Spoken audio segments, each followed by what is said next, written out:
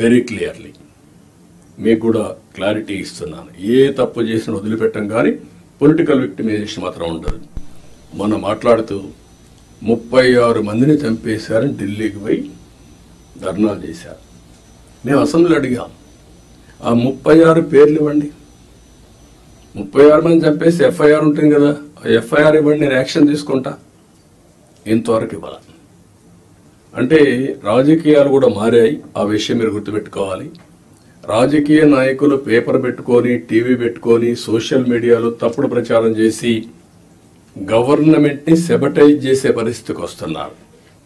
ఇది అన్టాలరబుల్. నేను I'm very clear on that. How to handle, will educate people. చట్టపరంగా కూడా యాక్షన్ తీసుకుంటాం. ఎవరిని కూడా ఎక్కడ కూడా వదిలిపెట్టే పరిస్థితి ఉండదు. ఆ విషయం మీరు గుర్తుపెట్టుకోవాల్సిందిగా నేను కోరుతూ, ఇది మీరు నోటీస్ చేసుకోవాలి. ఎంత పని చేసినా, కష్టపడి పని చేసినా ఆ ఫలితాలు రాకుండా విష ప్రచారం చేయడం మొదలు పెడితే మనకి ఇబ్బందులు వస్తాయి.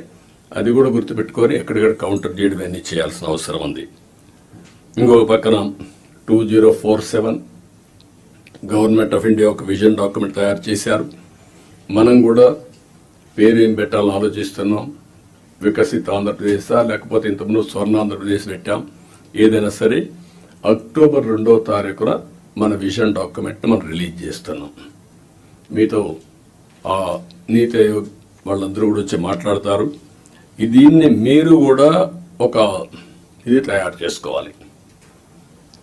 డిస్ట్రిక్ట్ విజన్ డాక్యుమెంట్ తయారు చేయాలి. For ever it will be remembered. I'm telling you. నేను 25-30 ఏళ్ల మునుపు తయారు చేసినటువంటి విజన్ 2020 అందరూ ఎగతాళి చేశారు. దేశంలో first time who had done that experiment. Today everybody is talking about vision. ఇప్పుడు మీరు చేసే విజన్ 2047 ఆ డిస్ట్రిక్ట్ కి మీకు ఎప్పటికీ సాటిస్ఫాక్షన్ ఉండేట్టుగా, ప్రొఫెషనల్ సాటిస్ఫాక్షన్ ఉండేగా ఉంటుంది. కాబట్టి మీరు దీన్ని తయారు చేయడంలో ముందు ఉండాలి. సెప్టెంబర్ 20కి 100 రోజులు అవుతుంది. 100 రోజులు నేను టార్గెట్ పెట్టుకున్నాం. అందరూ కూడా 100 రోజుల్లో ఏం చేయబోతున్నారు మీరు కూడా చేస్తున్నారు. ఇప్పటికే మేము ఒక 5 సిగ్నేచర్లు పెట్టాం. ఇప్పుడే ఎక్స్ప్లెయిన్ చేశారు. 7 వైట్ పేపర్స్ రిలీజ్ చేశాం. రైట్ మ్యాన్ రైట్ ప్లేస్లో పెట్టడానికి ప్రయత్నం చేశాం. ఎవరన్నా తప్పులు చేసిన వాళ్ళు తప్ప మిగిలిన వాళ్ళందరినీ రైట్ మ్యాన్ రైట్ ప్లేస్లో పెట్టడానికి ఒక కలెక్టర్సే కాదు, ఆఫీసర్లే కాదు, కడకు మంత్రులు కూడా మేము వీలైనంత వరకు మా మంత్రివర్గాన్ని కూడా దాన్ని ఎస్టాబ్లిష్ చేసుకున్నాం. మెరిట్కి ప్రాధాన్యత ఇచ్చి మేము సూపర్ 6 హామీలు ఇచ్చాం. దానికి కమిట్ అయి ఉన్నాం. ఈ నెల మళ్ళీ అన్నా క్యాంటీన్ 15 ఓపెన్ చేస్తున్నాం. మిగిలినటన్నీ కూడా ఉండే ప్రత్యేకమైన పరిస్థితుల దృష్ట్యా ఎక్కడికక్కడ ఎప్పుడెప్పుడు ఏ కార్యక్రమం చేయాలనో వీళ్ళని తొందరగా ఆ కార్యక్రమాలు చేయడానికి కూడా ముందుకు పోతున్నాం. ఎన్నికల మేనిఫెస్టో అందరి దగ్గర ఉంటుంది. ఫైనాన్షియల్ ఉన్నాయి, నాన్ ఫైనాన్షియల్ ఉన్నాయి. నాన్ ఫైనాన్షియల్ అన్ని కంప్లీట్ చేయాల్సిన బాధ్యత యంత్రాంగం పైన ఉంది. అది కూడా మీరు గుర్తుపెట్టుకోవాల్సిందిగా నేను కోరుతున్నా. మీరు కలెక్టర్స్ అనేవాళ్ళు ఓన్లీ ఆఫీస్లో కూర్చోవడం కాదు, ఫీల్డ్ విజిట్స్ ఉండాలి, రిమోట్ ఏరియాలో ఉండాలి, వెళ్ళాలి.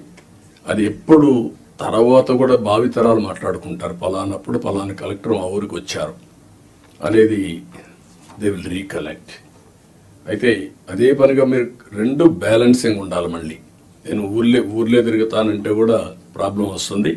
కానీ ఫస్ట్ హ్యాండ్ ఇన్ఫర్మేషన్, క్షేత్రస్థాయిలో ఏం జరుగుతుందో తెలుసుకోవాలంటే మీరు వెళ్లాల్సిన అవసరం ఉంది. ఇది కూడా మీరు గుర్తుపెట్టుకోవాల్సిందిగా నేను కోరుతున్నా. ఒక కలెక్టర్సే కాదు, మినిస్టర్స్, ఇక్కడుండే senior secretaries, head of the departments, ప్రతి ఒక్కరికి కూడా ఫీల్డ్ అసెస్మెంట్ మీకు ఉండాలి. క్షేత్రస్థాయిలో మీరు చూసి వచ్చినప్పుడు మీకు వచ్చే ఆలోచనలు, మీ విధానం టోటల్గా మార్పు వస్తుంది. అవన్నీ కూడా మీరు గుర్తుపెట్టుకోవాల్సిందిగా చేస్తారని చెప్పి నేను ఆశిస్తున్నా. పెద్ద పెద్ద సభలొద్దు. గ్రామంలో పోతే వాళ్ళే వస్తారు, వాళ్ళతోనే ఇంటరాక్ట్ కండి. పర్సనల్గా